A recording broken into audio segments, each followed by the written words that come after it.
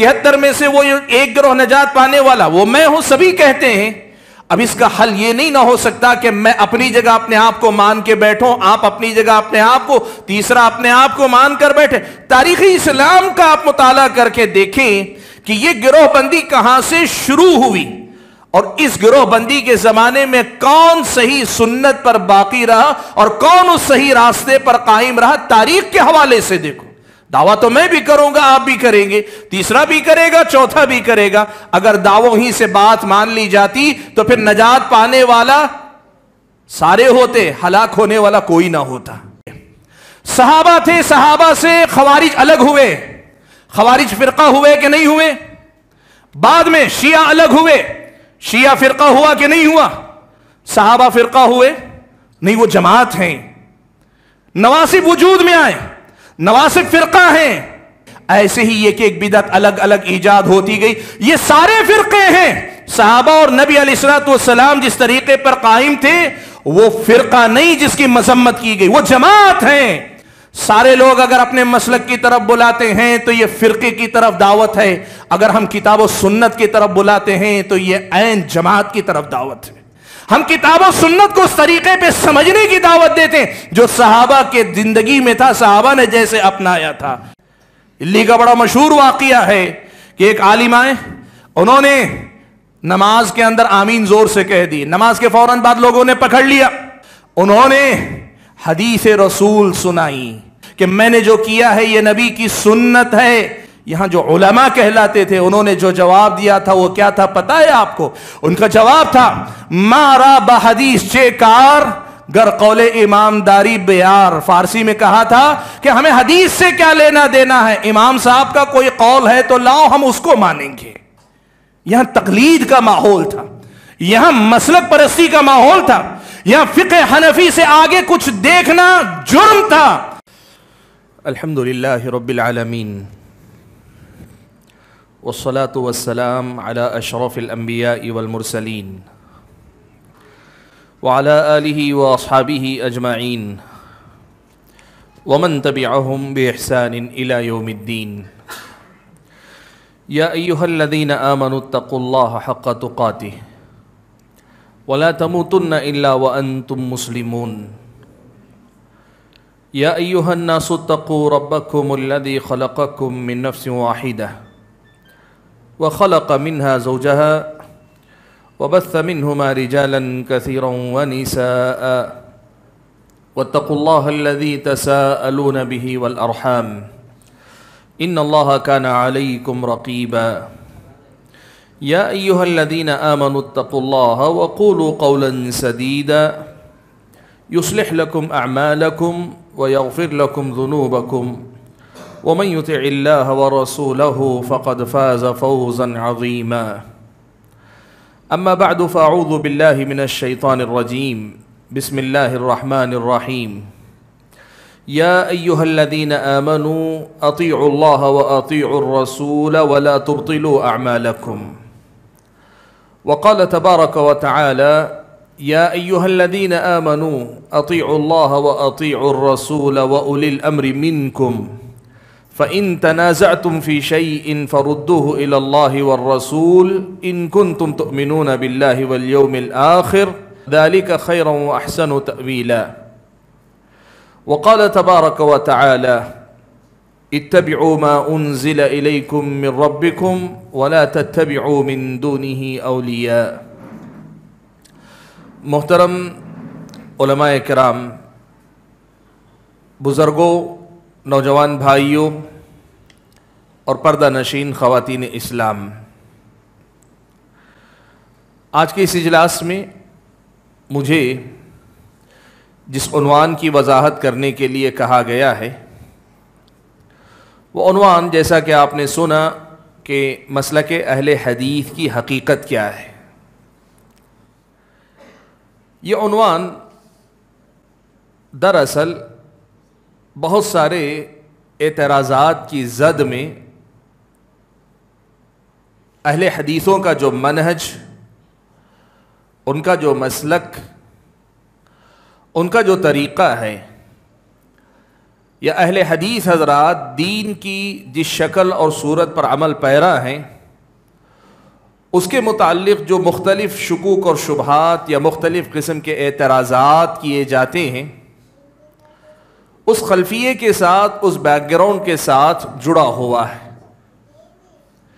مجھے آج آپ کے سامنے یہ بتانا ہے کہ یہ مسلک اہل حدیث ہے کیا حقیقت میں، اس لیے کہ آپ جانتے ہیں بہت سارے لوگ یہ سمجھتے ہیں کہ مسلک اہل حدیث کا مطلب یہ کہ کچھ بنیادی مسائل ہیں جو فروع یعنی عملی احکام سے متعلق ہیں، آمین، رفع الیدین، سینے پر ہاتھ باندھنا، 8 رکعت تراویح کا مسئلہ، یہ جو نمایاں مسائل ہیں، بہت سارے لوگ یہ سمجھتے ہیں کہ صرف انہی مسائل پر محنت کرنے والے لوگوں کو اہل حدیث کہا جاتا ہے، صرف ان مسائل پر۔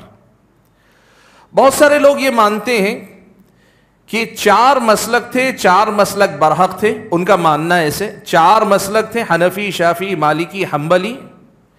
ان 4 مسلکوں کے بعد ابھی پچھلے دور میں یعنی نئے زمانے کے اندر کچھ لوگ اٹھ کھڑے ہوئے، انہوں نے ایک نیا مسلک اپنا نکالا، اس کا نام اہل حدیث مسلک رکھ لیا۔ کچھ لوگوں کا یہ ماننا ہے کہ 1906 میں مسلک اہل حدیث کی بنیاد رکھی گئی۔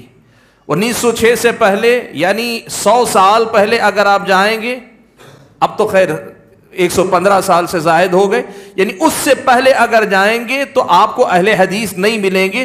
دنیا میں کہیں اہل حدیث نام کا کوئی کوئی فرقہ، کوئی جماعت، کوئی گروہ نہیں تھی۔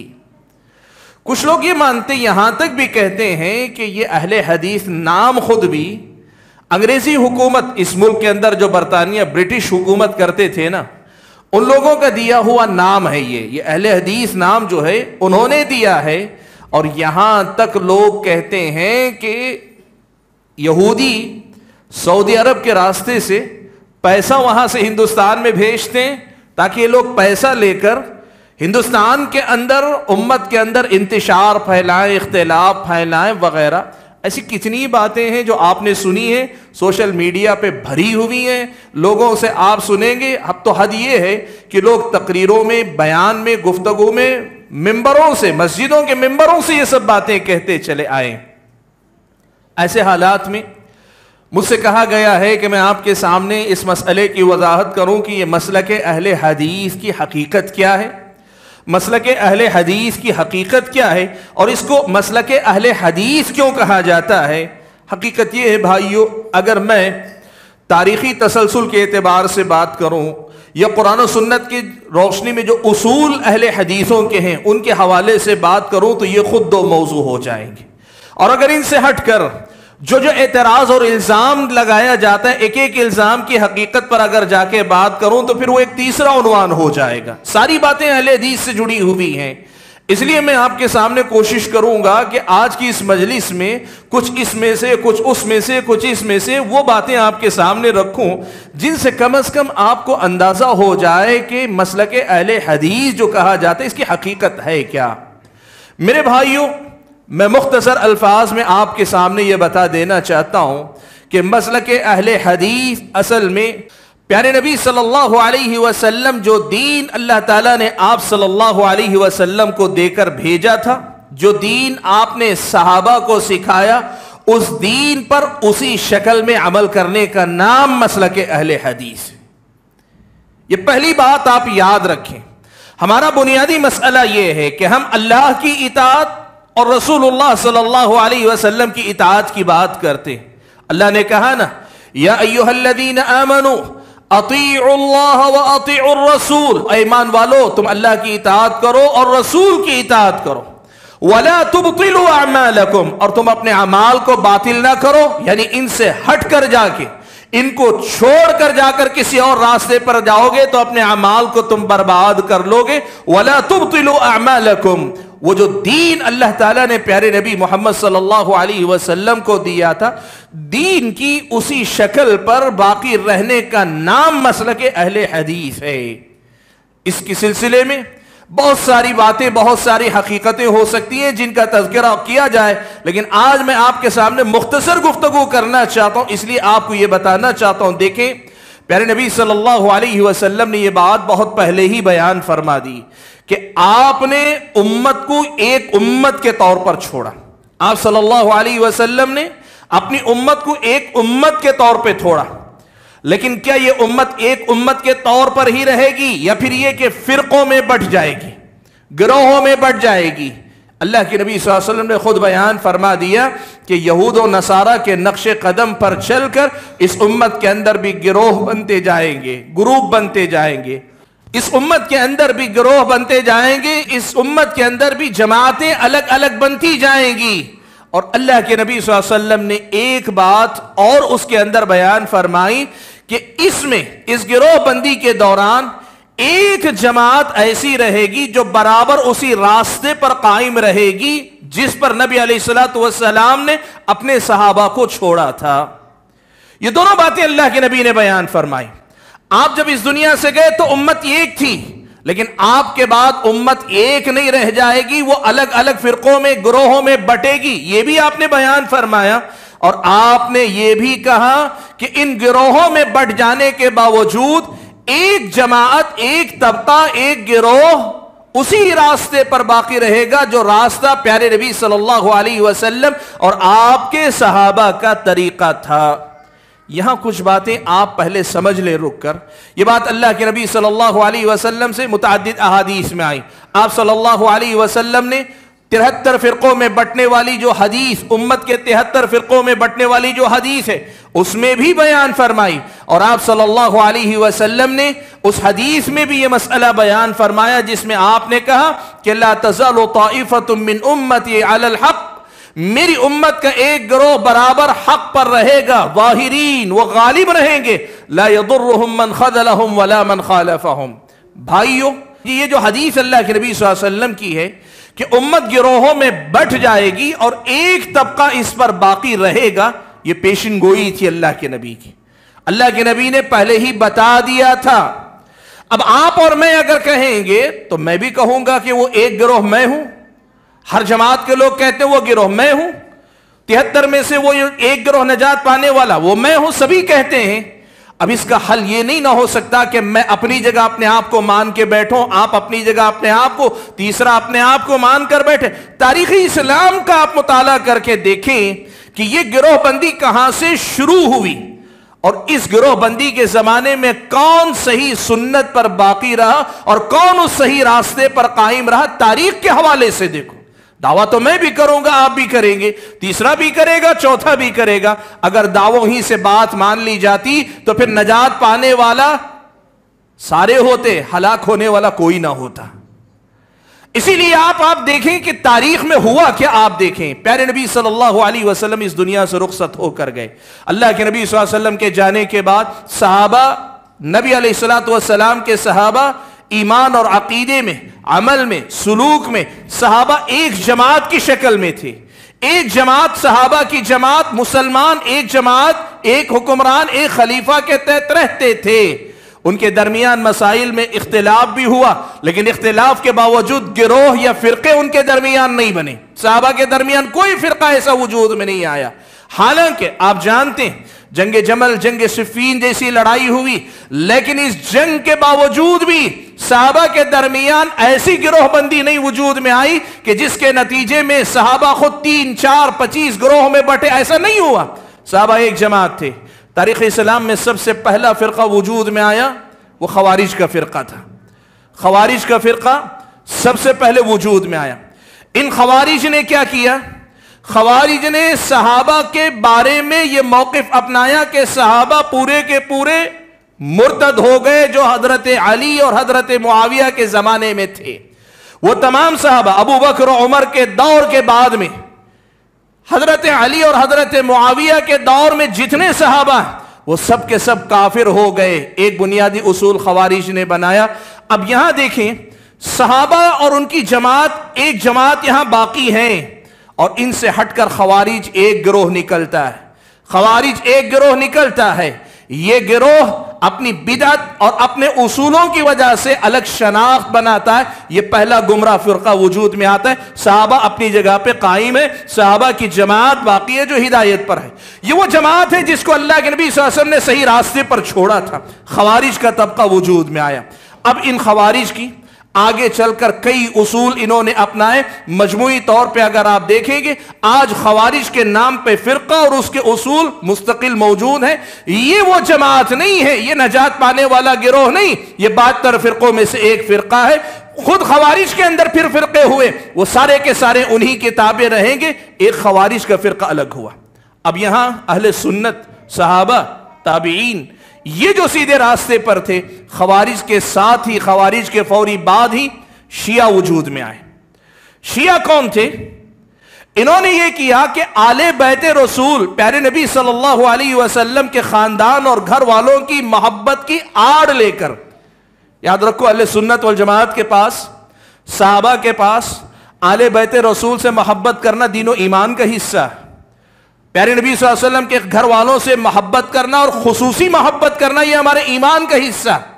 لیکن ان کی محبت کی آڑ لے کر اس قدر غلو کر گئے کہ انہوں نے یہ اصول بنا لیا کہ اگر آپ آل بیت سے محبت کرتے ہیں تو پھر صحابہ سے برات کا اعلان کرنا پڑے گا، صحابہ سے دشمنی کرنی پڑے گی۔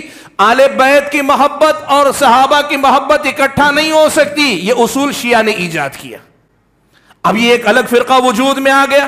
اہل سنت نے یہاں اپنا اصول بتایا، قرآن و سنت میں جو آیا وہ یہ کہ ہم صحابہ سے بھی محبت کرتے ہیں، آل بیت رسول سے بھی محبت کرتے ہیں، دونوں کی محبت کو دین و ایمان سمجھتے ہیں، اور ایک سے محبت کرنے کے لیے دوسرے سے دشمنی اسلام نے ہمیں اس کا حکم نہیں دیا۔ یہ ایک مسئلہ ہوا۔ اب یہاں دیکھیں شیعہ وجود میں آگے، ایک طرف خوارج ہوئے، دوسری طرف شیعہ ہوئے۔ اب یہاں ابھی بھی وہ سیدھے راستے پر جماعت ابھی باقی ہے۔ آگے چل کر ان شیعوں کے رد عمل میں یہ ہوا کہ کچھ لوگ ناصبی پیدا ہوئے۔ یہ ناصبی کون ہیں؟ یہ آل بیت رسول صلی اللہ علیہ وسلم، خاندان رسول سے دشمنی رکھتے تھے۔ نبی علیہ الصلوۃ والسلام کا خاندان، حضرت حسن و حسین، حضرت علی، حضرت فاطمہ، ان کا جو خاندان، ان کا گھرانہ ہے، ان سے اپنے دل میں بغض رکھتے تھے۔ ناصبی پیدا ہوئے، نواصب ان کو کہا جاتا ہے، جو آل بیت رسول سے دشمنی کرتے تھے۔ یہ رافضیوں کے رد عمل میں اہل سنت نے یہاں بھی اپنے آپ کو بچا کے رکھا، کہا یہ ناصبی ہیں اور نواصب کے طریقے پہ چلنا یہ ایک بدعت ہے، یہ گمراہی ہے۔ یہ ایک طریقہ ہوا۔ اہل سنت والجماعت اسی راستے پہ چل رہے ہیں۔ حضرت حسن بصری رحمت اللہ علیہ کا دور، بلکہ اس سے پہلے آپ کو میں بتاؤں، حضرت عبداللہ ابن عمر رضی اللہ تعالیٰ عنہما جیسے صحابہ ابھی باحیات تھے کہ بصرہ میں تقدیر کا انکار کرنے والا فرقہ وجود میں آیا۔ تقدیر کا انکار کرنے والا، ایمان کی بات، ہمارے اور آپ کے عقیدے کی بات، اہل سنت والجماعت کے عقیدے کی بات، کتاب و سنت کے عقیدے کی بات یہ ہے کہ ہمیں بتایا گیا ہے کہ اللہ نے آسمان و زمین کے پیدا کرنے سے 50,000 سال پہلے سارے لوگوں کی تقدیر لکھ دی ہے۔ اب ساری چیز لکھی ہوئی ہے، ہم اپنی مرضی اور اختیار سے کرتے ضرور ہیں، لیکن ہمارا اختیار اللہ کی تقدیر سے باہر نہیں ہے۔ تقدیر میں لکھے جانے کی وجہ سے ہم مجبور محض بھی نہیں ہیں، اور ایسا بھی نہیں ہے کہ ہم اختیار والے ہیں تو اللہ کی تقدیر سے باہر بھی ہیں، ایسا بھی نہیں ہے۔ یہ ہمارے ایمان و عقیدے کا حصہ ہے۔ انہوں نے کیا کیا؟ بصرہ میں معبد جوہنی تھا، اس نے یہ بدعت ایجاد کی، کہا تقدیر پہلے سے لکھی نہیں ہوتی ہے، بندہ پہلے کرتا ہے، پھر جا کر اللہ کو معلوم ہوتا ہے، اس کے بعد جا کر لکھا جاتا ہے۔ مختصر الفاظ میں تقدیر کا انکار کیا۔ بصرہ میں قدریہ وجود میں آئے۔ اہل سنت والجماعت اپنے طریقے پر باقی ہیں، اپنے طریقے پر اہل سنت والجماعت باقی ہیں۔ بصرہ میں معبد الجوہنی اور اس کے نام لیوا قدریہ کے نام پہ گمراہ ہوتے گئے۔ اب ان کے رد عمل میں کچھ لوگ تقدیر کو ثابت کرنے کے نام پر غلو کر گئے، جبریہ وجود میں آئے۔ یہ جبریہ کون ہے؟ ان کا معاملہ یہ تھا، کہتے تھے تقدیر پر ایمان کا مطلب یہ انسان کو کوئی اختیار نہیں، انسان مجبور محض ہے، کوئی اختیار نہیں۔ وہ ایک بدعت وجود میں آئی۔ دیکھیں پوری تاریخ ایسی ہی چلتی رہی ہے کہ ایک بدعت وجود میں آتی اور اس بدعت کے مقابلے میں دوسری بدعت وجود میں آتی۔ کچھ لوگ صحابہ کے معاملے میں دشمنی پہ اتر آئے تو دوسرے لوگ اہل بیت رسول سے دشمنی کے معاملے پہ اتر آئے. کچھ لوگوں نے تقدیر کو انکار کیا, کچھ لوگوں نے تقدیر کو ثابت کرنے میں غلو کیا. ایسے حالات میں اب ایک نئی بدعت. حضرت حسن بصری رحمت اللہ علیہ تابعین میں سردار, اللہ کے نبی کے شاگرد صحابہ ہیں, صحابہ کے شاگرد حضرت حسن بصری تابعین ہیں, اور تابعین میں جو سر فہرست تابعین آتے ہیں ان میں سے ایک حضرت حسن بصری رحمت اللہ علیہ ہیں. حسن بصری رحمت اللہ علیہ کا دور آنے تک اسلامی فتوحات بہت زیادہ پھیل گئی تھیں, اور یہ صورتحال تھی کہ باہر کی دنیا کے جو مختلف علوم اور فنون ہیں ان سے لوگوں کا رشتہ جڑنا شروع ہو گیا تھا. واصل ابن عطا یہ حضرت حسن بصری کا شاگرد تھا.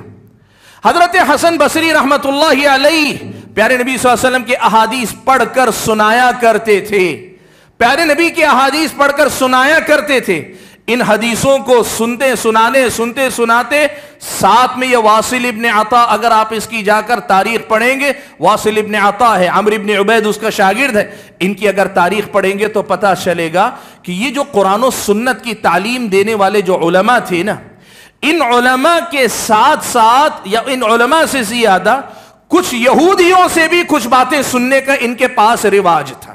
ان کی تاریخ آپ جا کر پڑھ کر دیکھیں, وہ جو دوسری دنیا, وہ جو فلسفے کی باتیں جو دوسری دنیا سے منتقل ہو کر عالم اسلام میں آئی تھی, ان باتوں کو سننے کا اہتمام کرنے لگے. تو اب ہوا یہ, اس میں عقلی ورزش بہت تھی. جیسے کسی آدمی کو میتھ کا چسکا لگ جائے, ریاضیات کا, حساب و کتاب کا چسکا لگ جائے تو پرابلم سالو کرنے میں اسے ایک مزہ آتا ہے.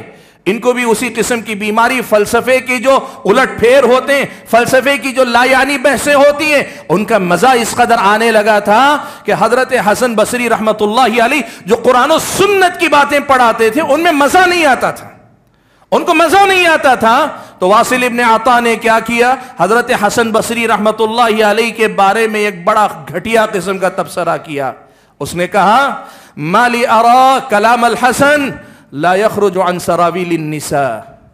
اس نے کہا کیا بات ہے, حسن بصری جب بھی بات کرتے ہیں عورتوں کی سروال ہی کی بات کرتے ہیں, پاجامے ہی کی بات کرتے ہیں. طنز تھا, مقصد کیا تھا اس کا؟ دیکھو ایک بات آپ کو میں سمجھاتا ہوں, گرچہ تھوڑا سا میں ٹاپک سے ہٹوں گا تھوڑا سا, لیکن سمجھیں آپ. یہ کیا تھا؟ آپ جانتے ہیں ایک مسلمان کی 5 وقتہ ضرورت کیا ہے؟ اس کے طہارت کے مسائل, اس کی پاکی ناپاکی کے مسائل, اس کے وضو کے مسائل, اس کے غسل کے مسائل, اس کی نماز کے مسائل, اس کے روز مرہ کی ضرورت کے مسائل ہیں. عالم وہی تو پڑھائے گا جو آپ کی روز مرہ کی ضرورت ہے. آپ ایران کی بات کریں, توران کی بات کریں, افغانستان کی بات کریں, امریکہ کی بات کریں, آپ کو اپنے صبح شام کے مسائل معلوم نہیں, استنجا کرنے کا طریقہ معلوم نہ ہو, تو پھر اسے علم نہیں کہتے, اسے جنرل نالج کہتے ہیں. انسان کی ضرورت جنرل نالج نہیں, انسان کی ضرورت علم ہے کتاب و سنت کا. حضرت حسن بصری قرآن و سنت کی آیات اور احادیث کی روشنی میں روز مرہ کے جو مسائل ہیں, لوگوں کی جو ضرورتیں ہیں, وہ پڑھایا کرتے تھے, ایک ایک مسئلہ کر کے. اب یہ جو فلسفے کا چسکا لگا ہوا ہے, یہ جو عقلی ورزش کا چسکا جس کو لگا ہوا ہے, اب اسے حسن بصری رحمت اللہ علیہ کی باتیں پھیکی لگنے لگیں. تو واصل ابن عطا نے کیا کیا, حسن بصری رحمت اللہ علیہ کا شاگرد تھا, لیکن ان کی مجلس چھوڑ کر اپنی ایک الگ مجلس سجا لی, الگ مجلس بنا لی, اور یہاں سے معتزلہ وجود میں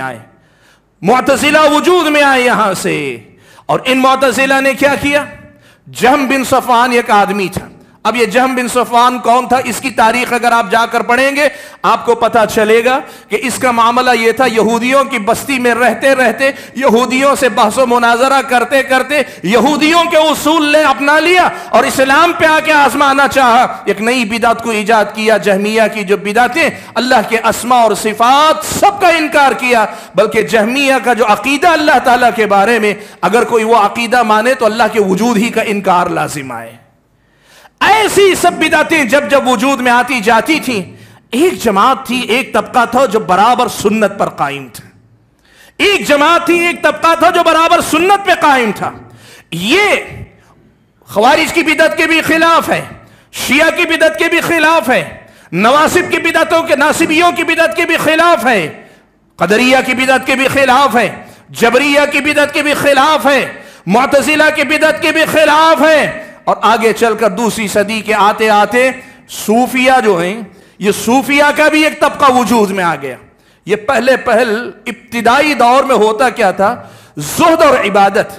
جیسے اللہ تبارک و تعالیٰ نے کسی بندے کو اللہ کی راہ میں خرچ کرنے کی زیادہ توفیق دی، کسی بندے کو اللہ تعالیٰ نے ایسی ہمت اور حوصلہ دیا وہ اللہ کی راہ میں جہاد ہی میں لگا رہا، اور کسی بندے کو اللہ تعالیٰ نے عبادتوں کا شوق اور اس کا چسکا اللہ نے دیا، وہ عبادتوں میں زیادہ رہنے لگے۔ صحابہ میں ایسے ضرور تھے کہ کسی کا نام جہاد میں بہت زیادہ، کسی کا علم حاصل کرنے پھیلانے میں زیادہ، کسی کا عبادتوں میں بہت زیادہ، یہ سب کچھ صحابہ میں تھا۔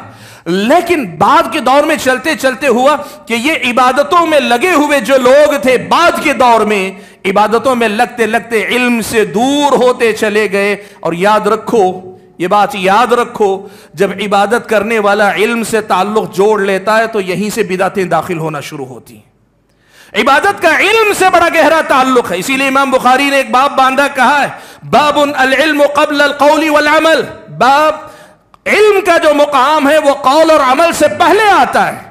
پہلے آدمی کو جاننا چاہیے، پھر عمل کرنا چاہیے۔ آپ جتنی عبادت کریں لیکن آپ کو علم سے تعلق رکھنا چاہیے۔ مسئلہ یہ ہوا کہ جب لوگ عبادت ہی عبادت میں نکل گئے، علم سے تعلق کمزور ہونے لگا، بدعتیں یہاں آنا شروع ہوئی، اور رفتہ رفتہ وہ دور آیا کہ صوفیہ کے نام پر پہلے وہ گروہ آیا جو عبادتوں میں بدعتوں کو اپنایا کرتا تھا، جن کے ذکر میں، طریقے ذکر میں اور ان کے اپنے معاملات میں بدعتوں نے جگہ پائی، اور آگے چل کر یہ معاملہ عملی بدعتوں سے آگے بڑھ کر ایمان اور عقیدے کی بدعتوں تک چلا گیا، یہاں تک کہ وحدت الوجود جیسا عقیدہ، وحدت وجود جیسا عقیدہ کہ ہر چیز اصل میں وجود خدا ہی کا وجود ہے، خدا کے علاوہ کچھ نہیں، ایسے عقیدے بھی صوفیہ کے اندر وجود میں آئے۔ یہ صوفیہ کا اپنا یہ گروہ وجود میں آیا، جن کو آج آپ سلسلے والے، بیعتوں والے کہتے ہیں، یہ بھی وجود میں۔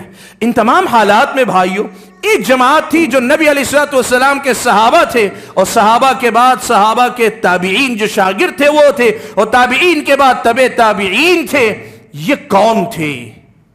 آپ یقین کریں یہی وہ جماعت ہے جسے اللہ کے نبی صلی اللہ علیہ وسلم نے 73 میں سے ایک کہا، جو ما انا علیہ اليوم واصحابی، جو میرے اور میرے صحابہ کے طریقے پر قائم ہے، کہا یہ وہی جماعت ہے جس کے بارے میں اللہ کے نبی نے کہا کہ لا تزال طائفۃ من امتی علی الحق، میری امت کا ایک گروہ حق پر برابر قائم رہے گا، یہی جماعت ہے۔ اب یہ جماعت کون ہے؟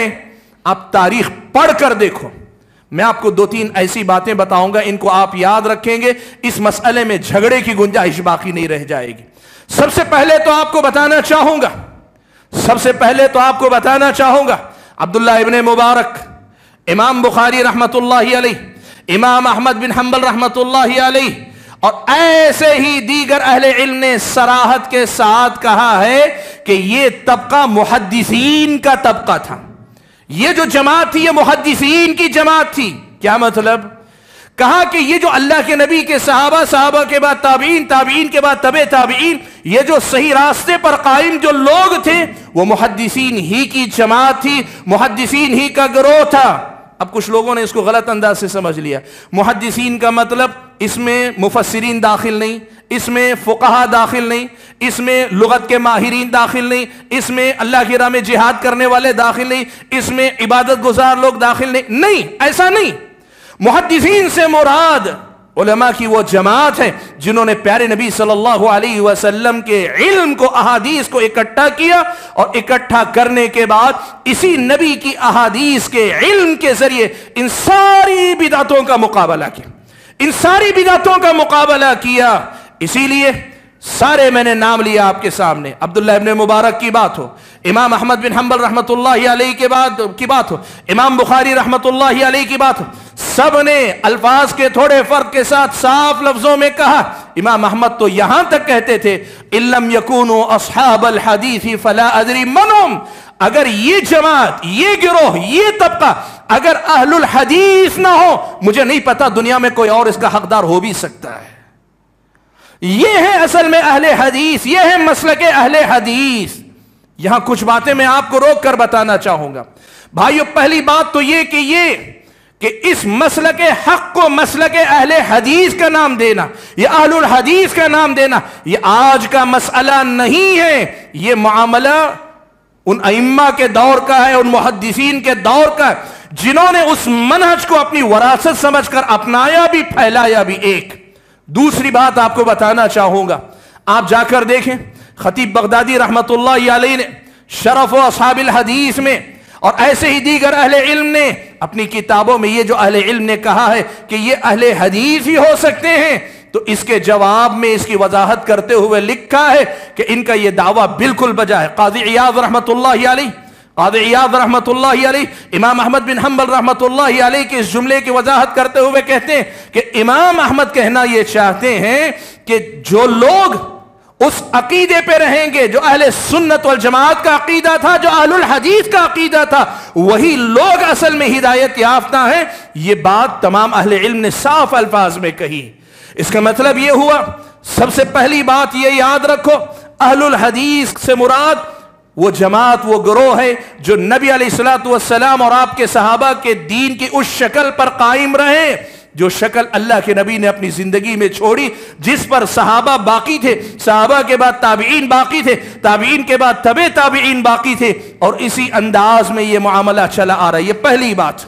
دوسری بات میں آپ کے سامنے یہ رکھنا چاہوں گا، یہ صرف دعویٰ نہیں ہے، آپ تاریخی طور پہ پڑھ کر دیکھو، آپ کو پتہ چلے گا۔ حدیث کی جو 6 کتابیں مشہور کتب ستہ کے نام پر ہیں، ان کو آپ پڑھ کر دیکھو، ان کی کتابوں میں باقاعدہ ایک ایک عنوان ہے۔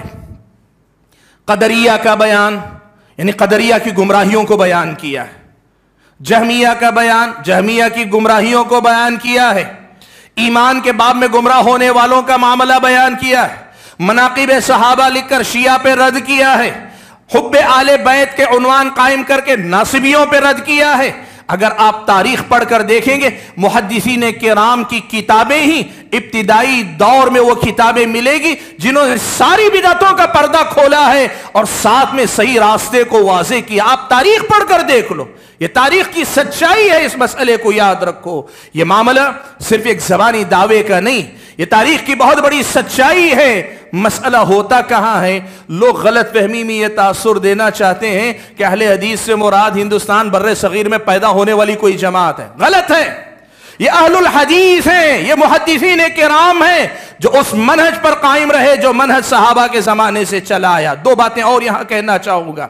دوسری بات آپ یہ سمجھیں، یہ بات سمجھیں کہ مسلک اہل حدیث جب ہم کہتے ہیں، یہ چند مسائل کا نام نہیں ہے، یہ کل دین کا نام ہے۔ یہ مسلک جب ہم کہتے ہیں کل دین کی بات ہے، اس لیے کہ یہ ایمان میں، عقیدے میں، عمل میں، اخلاق میں، سلوک میں، سیاست میں، ساری دنیا کے لوگوں کے معاملات میں کتاب و سنت کی تعلیمات پر چلنے کی دعوت دیتے ہیں۔ ہاں، یہ جو نمایاں مسائل ہیں نا، یہ جو نمایاں مسائل ہیں، آمین کا مسئلہ ہو، آمین بالجہر کا مسئلہ، رفع الیدین کا مسئلہ ہو، سینے پر ہاتھ باندھنے کا مسئلہ ہو، یا پھر فاتحہ خلف الامام کا مسئلہ ہو، یا پھر نماز 8 رکعت تراویح کا مسئلہ، یہ جو مسئلے نمایاں ہوئے، ہائی لائٹ ہوئے، یہ کچھ خاص خلفی بیک گراؤنڈ میں زیادہ ہائی لائٹ ہو گئے۔ یہ اس لیے ہائی لائٹ ہوئے کہ ان مسائل میں زیادہ لیدے ہوئی، ان مسائل میں تقلید کے مسئلے پر جب گفتگو ہوئی تو یہ مسئلے وہ پہچان بن گئے کہ جن کی بنیاد پر پہچانا جاتا کہ کون مسلک تقلید پر ہے اور کون اہل الحدیث کے طریقے پر ہے، یہ نمایاں ان مسائل سے ہوتے تھے، اس لیے یہ مسائل زیادہ مشہور ہوئے۔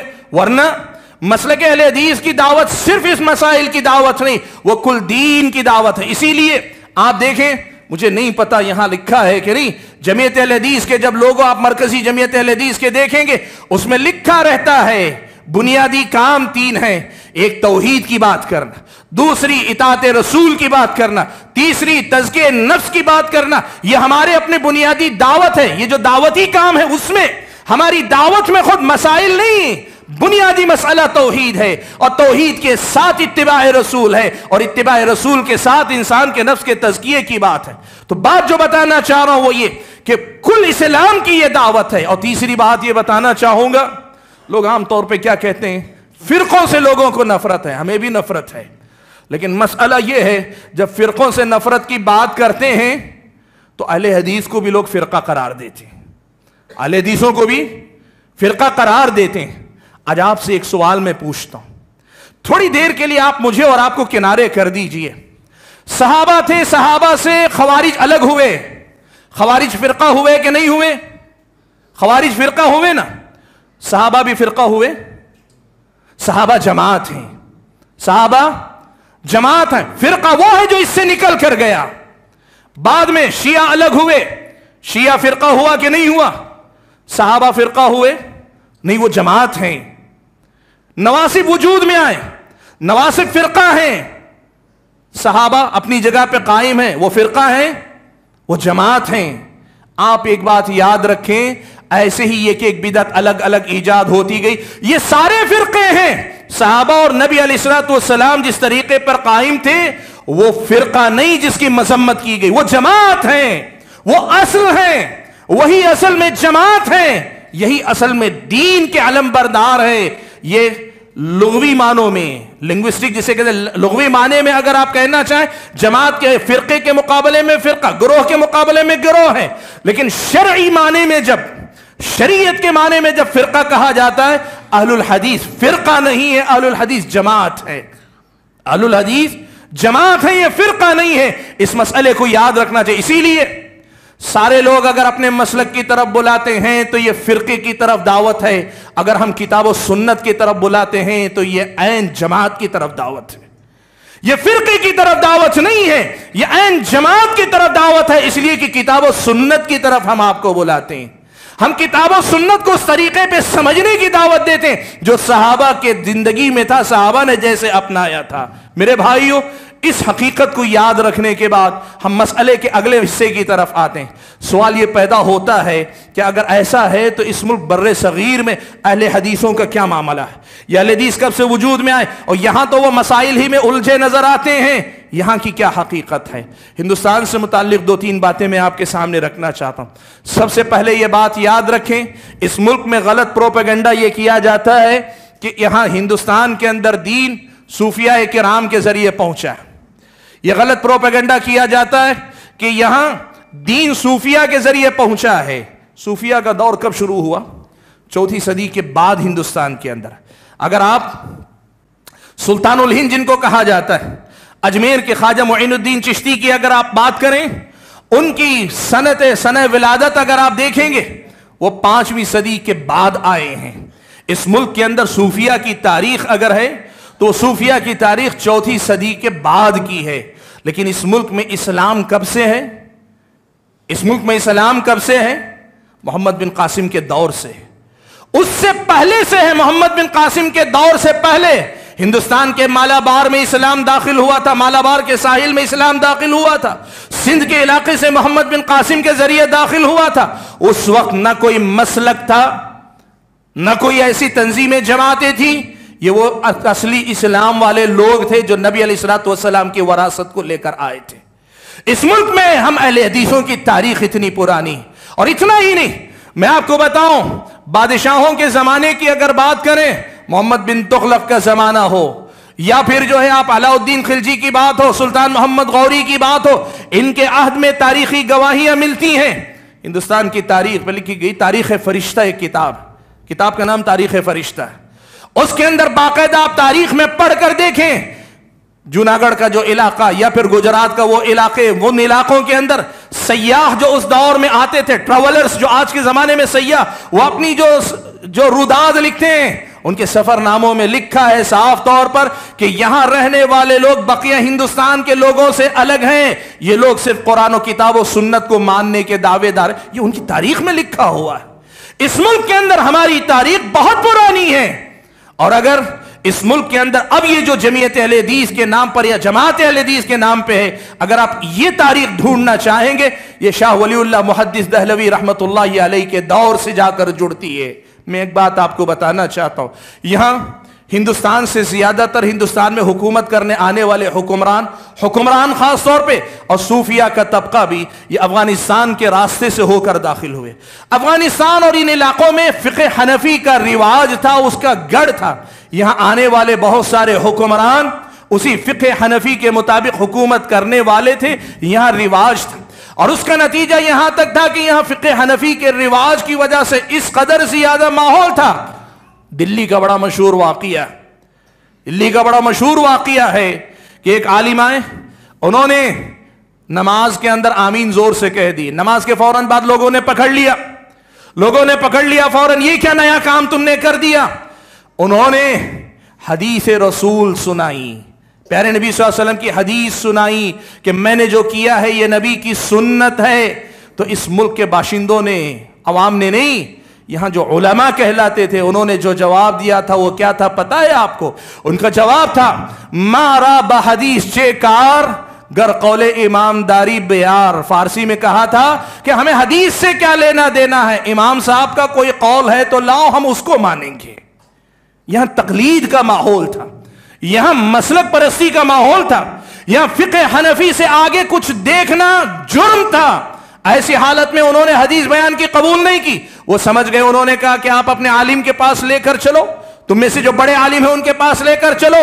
لے کر گئے، انہوں نے کہا کہ میں نے جو عمل کیا فلاں حدیث پہ عمل کیا ہے، عالم نے ان کی تائید کی، کہا اللہ کے نبی کی ایسی حدیث ہے، تب جا کر ان کی جان چھوٹی۔ اس پس منظر میں یہاں پر خاص طور پر تقلید کے مقابلے میں بات ہوئی۔ دیکھو میں یہاں بتاتا ہوں کیسے یہاں مسائل پر بات زیادہ ہوئی، ایمان اور عقیدے کے مسائل بعد میں آئے، تقلید کے مسئلے پہ زیادہ بات کیوں ہوئی؟ آپ کو میں بتاؤں، اس دعوت کی ایک پہچان ہے۔ حضرت سفیان ثوری رحمت اللہ علیہ کہا کرتے تھے کہ جب تم ملک شام میں رہو، اذا کنت بالشام فحدث بفضائل علی، جب ملک شام میں رہو، ملک شام میں حضرت معاویہ اور ان کے چاہنے والوں کا غلبہ تھا، کہا جب ملک شام میں رہو تو حضرت علی کے فضائل بیان کرو، اس لیے کہ ان کے دلوں کے اندر حضرت علی کے لیے کہیں ناراضگی ہوگی، علی کے فضائل بیان کرو۔ وَإِذَا كُنْتَ بِالْعِرَاقِ، لیکن وہی عراق کے علاقے میں آؤ جہاں حضرت علی کے چاہنے والے زیادہ تھے، فحدث بفضائل عثمان، حضرت عثمان کے فضائل بیان کرو کہ ان کے دلوں میں حضرت عثمان کے لیے ناراضگی۔ یہی ماجرا اس ملک کے اندر بھی ہوا، یہاں وہی دین حق کی دعوت، وہی سچی دعوت، یہاں تقلید کا بول بالا تھا، یہاں تقلید ہی سب کچھ تھی۔ ایسے ماحول میں اہل علم نے عمل بالحدیث کا نعرہ دیا، عمل بالحدیث کا نعرہ دیا، کہا کہ تقلید نہیں، حدیث پر عمل ہونا چاہیے، اور حدیث پر عمل ہونے کے نام پر اہل حدیث کے نام پر ان کی شناخت ہوئی، پہچان ہوئی، اور اسی حوالے سے وہ پہچانے گئے۔ اور اسی بیک گراؤنڈ میں یہ آمین بالجہر، رفع الیدین، یا فاتحہ خلف الامام، یا پھر یہ کہ 8 رکعت تراویح کا مسئلہ، اگر یہ جو مسائل میں نے آپ کے سامنے گنا، یہ مسائل اس بیک گراؤنڈ میں ہائی لائٹ ہو کر آئے کہ ان مسائل پہ زیادہ لکھا گیا، زیادہ بولا گیا، ادھر سے تائید میں، ادھر سے مخالفت میں، دونوں طرف سے جو کتابیں لکھی گئی ان مسائل پر، یہ ہائی لائٹ ہوئی۔ ورنہ مسئلہ اصل کیا تھا؟ مسئلہ اصل اتباع کتاب و سنت کا تھا، اور اتباع کتاب و سنت کے معاملے میں ائمہ کرام کی تقلید، مسلکی تعصب، مسلکی جمود، اپنے مسلک یا امام کی بات سے آگے کچھ صحیح ہو ہی نہیں سکتا، یہ جو جمود تھا اس کے خلاف یہ تحریک چلی تھی۔ اب یہاں شروع ہوئے وہ سارے الزامات۔ ہوا کیا؟ میں آپ کو وہ بھی بتا دوں، 2-4 الزام میں نے ذکر کیا، ان کا بھی تذکرہ کر دوں۔ ہوا یہ کہ سب سے پہلے تو کہا گیا 4 مسلک برحق ہیں، یہ 5واں مسلک ہے، یہ بعد میں وجود میں آیا، یہ ہندوستان میں وجود میں آیا۔ غلط ہے، جو یہ کہتے ہیں وہ غلط کہتے ہیں، ان کو چاہیے کہ جا کر پرانی کتابیں پڑھ کر دیکھیں۔ امام ترمذی رحمت اللہ علیہ اپنی کتاب جامع یا سنن کے اندر جب مسئلہ، ان کا طریقہ پہلے عنوان بیان کرتے ہیں، پھر اس عنوان کے لیے حدیث بیان کرتے ہیں، پھر اسی مفہوم کی حدیث کتنے صحابہ سے آئی ہے وہ بیان کرتے ہیں، اور وہ بیان کرنے کے بعد یہ بھی بتاتے ہیں کہ اس حدیث کے مطابق فتویٰ دینے والے علماء کون کون ہیں۔ اگر آپ جا کر امام ترمذی کی کتاب پڑھ کر دیکھیں، کتاب میں مکرر انہوں نے محدثین کا تذکرہ کیا، اہل الحدیث کا تذکرہ کیا ہوا ہے۔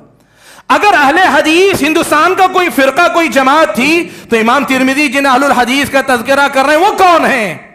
اس کا بھی جواب دیا لوگوں نے، کہا اس سے مراد فن حدیث کے ماہرین تھے، کوئی مسلک نہیں تھا۔ فن حدیث کے ماہرین تھے، کوئی مسلک نہیں تھا۔ اللہ کے بندو، امام ترمذی جن کا ذکر کر رہے ہیں مسلک کے طور پہ ذکر کر رہے ہیں، مسلک کے طور پہ فن کے ماہرین کے مسائل نہیں بیان کر رہے ہیں، فقہی مسلک کے طور پہ امام ترمذی بیان کر رہے ہیں۔ میرے بھائیو، محدثین کرام کا یہ منہج اس دور سے چلا آیا ہے جب نبی علیہ الصلوۃ والسلام کے زمانے کے بعد صحابہ کے بعد تابعین سے محدثین کرام نے اس دین کو لیا اور لے کر دین کے ہر مسئلے کی حفاظت کی۔ اب سوال یہ ہے کہ یہ 1906 کے بعد کیا ہے؟ اس ملک کے اندر سن 1906 عیسوی میں یہ جو اہل الحدیث کا طریقہ تھا پہلے سے چلا آ رہا ہے۔ جیسے میں نے کہا نا کہ اگر یہ سلسلہ دیکھیں تو شاہ ولی اللہ محدث دہلوی رحمت اللہ علیہ کے عہد سے شروعات اس کی، یہ جو سلسلہ چلا آ رہا ہے اس کے لیے ایک آرگنائزیشن کی بات ہوئی کہ اس کے لیے ایک آرگنائزیشن فارم کی جائے، یعنی اس کی ایک جمعیت بنائی جائے، جسے پہلے اہل حدیث کانفرنس کے نام سے جو ہے نا موسوم کیا گیا اور بعد میں جا کر وہ جمعیت اہل حدیث یا مرکزی جمعیت اہل حدیث کے نام سے پہچانی گئی۔ یہ جو آرگنائزیشن جو فارم کی گئی، جمعیت کی جو بنیاد رکھی گئی وہ 1906 میں رکھی گئی۔ اب سوال یہ ہے، میں اور آپ اس بستی کے اندر مان لیجئے کہ 100 سال سے آباء و اجداد کے دور سے رہتے ہیں، لیکن ہم نے مثال کے طور پر کوئی ایک آرگنائزیشن آج بنایا تو اس کا مطلب ہمارا وجود آج ہی سے پہلے نہیں تھا۔ اس ملک کے اندر 1906 میں جو بات ہوئی وہ آرگنائزیشن کی بات ہے، جسے ہم جمعیت اہل حدیث کہتے ہیں، جو الگ الگ جگہ پہ تنظیمی سطح پہ کام کرتی ہے، ورنہ اصل جو چیز ہے وہ تنظیم نہیں، تنظیم سے پہلے اور تنظیم سے اوپر مسلک اہل حدیث ہے، منہج اہل حدیث ہے۔ یہ بات ہم اور آپ کو یاد رکھنے کی ضرورت ہے۔ اور دوسری بات یہ بھی بتا دوں، یہ بہت کہتے ہیں نا کہ انہوں نے ملکہ وکٹوریہ سے اپنے لیے نام الاٹ کروایا ہے، یہ کیا ہے معلوم آپ کو؟ دیکھو بھائیو، انصاف شرط ہے، انصاف شرط ہے۔ واقعات بیان کرو تو انصاف سے بیان کرو، سچائی کے ساتھ بیان کرو۔ ہوا کیا تھا؟ مولانا محمد حسین بٹالوی رحمت اللہ علیہ اس مسلک سے نسبت رکھنے والے علماء میں سے نمایاں ایک نام ہے۔ انہوں نے 1840 میں ان کی پیدائش، 1840 عیسوی میں پیدائش ہے اور 1920 غالباً ان کی وفات 1920 کی ہے، 1840 سے 1920 کی، لگ بھگ 80 سال کی ان کی عمر ہے۔ 1840 میں ان کی پیدائش ہے، 1857 میں انگریزوں کے خلاف بغاوت ہوئی، انقلاب 1857، غدر جسے کہا انقلاب کا، 1857 کا کی جو انگریزوں کے خلاف جنگ شروع ہوئی، اس جنگ کے بعد مسلمانوں کو پکڑ کر ایسے مارا گیا، تاریخ اس پر گواہ ہے، میں جانا نہیں چاہتا تاریخی حوالوں میں۔ اس بیک گراؤنڈ میں ہوا یہ کہ جتنے انگریز کے باغی تھے سب کو وہابی کا نام دیتے تھے، سب کو وہابی کا نام دیتے تھے۔ اب ہوا یہ کہ انگریزی حکومت کو ہندوستانی کہیں تو غصہ اتنا نہیں آتا، وہابی کہیں تو غصہ زیادہ آتا ہے۔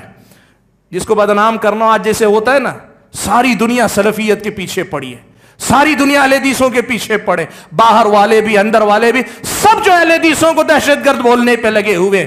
کچھ ایسی ہی صورتحال تھی کہ وہابی کہہ کر اہل حدیثوں کو سب سے زیادہ نشانہ بنایا جا رہا تھا، اس لیے کہ انگریز حکومت کے نزدیک بھی اور خود ترکی کی حکومت کے نزدیک بھی ہو یہ گیا تھا لفظ وہابی ایک بہت بڑی جو ہے ایک بہت بڑا جرم تھا، جس کو کہہ دیا جاتا وہابی، آج جیسے کسی کو کہہ دے ٹیررسٹ، وہ ہے کہ نہیں وہ بعد میں کہہ دیا گیا تو کافی۔ ایسے دور میں ان شر پسندوں کے شر سے بچنے کے لیے جو وہابی کے نام کے ساتھ اس دہشت گردی کا سارا الزام اہل حدیثوں کے سر پہ ڈالنے میں لگے ہوئے تھے، ایسے دور میں مولانا محمد حسین بٹالوی نے ایک کام کیا۔ انہوں نے کیا کیا؟ کہا کہ بھائی ہم اہل حدیث ہیں، وہابی تو لوگوں نے ہمیں نام دیا، اس لیے ہمیں وہابی کے نام سے جوڑ کر سارے الزام ہمارے سر ڈالنے کی غلطی نہ کی جائے، ہم اہل حدیث ہیں، ہمارا نام اہل حدیث ہے۔ تو جو پہچان ہماری تھی سیاسی طور پر، جو لوگ ایک غلط نام جوڑ کر وہابی نام دے کر جس طریقے سے لوگ سارے الزام ڈال رہے تھے، اور غلط نام کا مطلب کس معنی میں غلط نام؟ دہشت گرد کے مترادف کے نام پہ بول رہا ہوں، یعنی لفظ وہابی کو دہشت گرد کا مترادف بنا کر، باغی کا مترادف بنا کر لا کر جس طریقے سے سارے الزام ڈالے جا رہے تھے، اس بیک گراؤنڈ میں انہوں نے اہل حدیث ہمارا نام ہے، ہم اہل حدیث کے نام سے کام کرتے ہیں۔ ابھی ماضی قریب میں بھی ہوا، سلفی پوری دنیا میں اس وقت سلفیت دہشت گرد کا مترادف ایسا مانا جاتا ہے، ایسا بنایا جا رہا ہے ماحول۔ ایسے ماحول میں ہندوستان میں ابھی بعض علماء نے پھر یہ بات کہی کہ ہم ہندوستان میں اپنے آپ کو اہل حدیث ہی بولیں، تاکہ کم سے کم باہر کے اتنے سارے الزامات سے دفاع کی ہمیں ضرورت پیش نہ آئے۔ ایک اسٹریٹجی کے تحت انہوں نے نام کو اپنا جو حقیقی نام ہے اس سے شناخت کروانے کی بات کی تو لوگوں نے کہہ دیا کہ یہ انگریزوں نے اسے بٹھایا ہے. سبحان اللہ. یہ ہیں تاریخ کی وہ سب باتیں جن کو آپ کو یاد رکھنا چاہیے. بھائیو میں جو بات آپ کے سامنے کہنا چاہتا ہوں وہ یہ کہ یہی اصل میں مسلک اہل حدیث اگر کہتے ہیں تو دین، مکمل دین کی اس شکل کا نام ہے جو نبی علیہ الصلوۃ والسلام نے صحابہ کے پاس چھوڑی. قرآن اور سنت کو اس طریقے پر سمجھنا جس طریقے پہ صحابہ نے سمجھا اور سمجھایا تھا اور اسی کے مطابق عمل کرنا، یہ اصل میں مسلک اہل حدیث ہے. آخری بات میں ضرور کہوں گا، اس میں کوئی شک نہیں کہ دنیا کی تمام جماعتوں تنظیموں کی طرح ہم اہل حدیثوں کے اندر بھی بہت سی غلطیاں ہیں. ہمارے اندر غلطیاں، ہمارے اندر کوتاہیاں ہیں. لیکن میں ایک بات آج آپ کو یہ کہنا چاہتا ہوں، جیسے آپ جب اسلام پر اعتراضات آتے ہیں تو آپ خود کہتے ہیں کہ غیروں کو چاہیے مسلمانوں کو مت دیکھو، ہم بہت گئے گزرے، اسلام کو دیکھو، تم قرآن و سنت پڑھو، تم ہم کو نہ دیکھو. ہم غیروں سے جب یہ بات کہتے ہیں، انصاف کا تقاضا ہم بھی یہی کہتے ہیں، میں غلط ہو سکتا ہوں، ہم میں سے کچھ لوگ غلط ہو سکتے ہیں، ہمارے اندر کوتاہی ہو سکتی ہے، ہماری جمعیت میں خلل ہو سکتا ہے اور ہے، لیکن اس کا مطلب یہ نہیں کہ وہ منہج جو محدثین کرام کی علمی وراثت ہے، دینی وراثت ہے، وہ غلط نہیں تھا، نہیں ہے، نہیں ہوگا. یہ مسئلہ آپ کو مان کے چلنا پڑے گا. آج ہم یہ کہتے ہیں آپ مسلمانوں کی غلطی سے جس طریقے سے برات کا اعلان کرتے ہیں، مسلمانوں کی غلطی سے برات کا جس طرح اعلان کرتے ہیں، ویسے ہی آپ اس منہج سے تعلق رکھنے والے ہم جیسے کمزور لوگوں کی غلطیوں کی بنیاد پر اس کا محاسبہ نہ کریں. آپ اگر حریص ہیں، دیندار ہیں، تاریخ اسلام پڑھ کر دیکھیں محدثین کے پاس جو ایمان اور عقیدہ تھا وہ کیا تھا. یہی محدثین ہمارے سلف ہیں اور یہی سلف، یہی ان محدثین کے سلف صحابہ و تابعین ہیں اور انہی سلف سے نسبت رکھ کر ہم سلفی بھی ہیں اور انہی محدثین سے تعلق جوڑ کر ہم اہل الحدیث بھی ہیں اور اسی کتاب و سنت کی دعوت سے جڑ کر اپنے آپ کو کتاب و سنت کے مبلغین اور اس پر عمل کرنے والے ہم اپنے آپ کو سمجھتے ہیں. عمل میں کوتاہی ہو سکتی ہے، ہم کھوٹے ہو سکتے ہیں، لیکن جو دعوت، جو پیغام ہم آپ کو دینے ہیں، کبھی آپ ٹھنڈے دل سے پڑھیں، سنیں، سوچیں، سمجھیں. ہماری اللہ سے دعا ہے کہ اللہ تعالی ہماری طرح آپ کے دلوں کو بھی اس دعوت کے لیے کھول دے. اللہ تبارک و تعالی ہم اور آپ کو ان تمام باتوں پر کہنے اور سننے سے زیادہ صحیح انداز سے سمجھ کر عمل پیرا ہونے کی توفیق عطا فرمائے. اللہ تبارک و تعالی مجھے اور آپ سبھی حضرات کو مسلک اہل حدیث کا صحیح مفہوم خود سمجھنے اور دنیا والوں کے سامنے اس مسئلے کو واضح کرنے کی توفیق عطا فرمائے. مختصر الفاظ میں یہ کہوں، میں جب کہتا ہوں کہ میں اہل حدیث ہوں تو میں یہ کہتا ہوں کہ میں خارجی نہیں، میں شیعہ نہیں، میں ناصبی نہیں، میں قدری نہیں، میں جہمی نہیں، میں جبری نہیں، میں صوفی اس معنی میں نہیں، میں جو ہے ان معانی کے اندر نہیں ہوں جتنی بدعتیں آئیں تمام سے برات کا اعلان کر کے محدثین کے طریقے پر ہوں. اور محدثین کا وہ طریقہ جو اصل میں صحابہ تابعین کا طریقہ تھا اور صحابہ تابعین کا وہ طریقہ جس پر اللہ کے نبی نے اپنی امت کو چھوڑا تھا، اس طریقے کے ہم عامل ہیں، اسی کے داعی ہیں. اللہ سے ہم دعا کرتے ہیں کہ اللہ تعالیٰ دنیا والوں کو اس حقیقت کو سمجھنے کی توفیق عطا فرمائے. آمین. وآخر دعوانا الحمد للہ رب العالمین.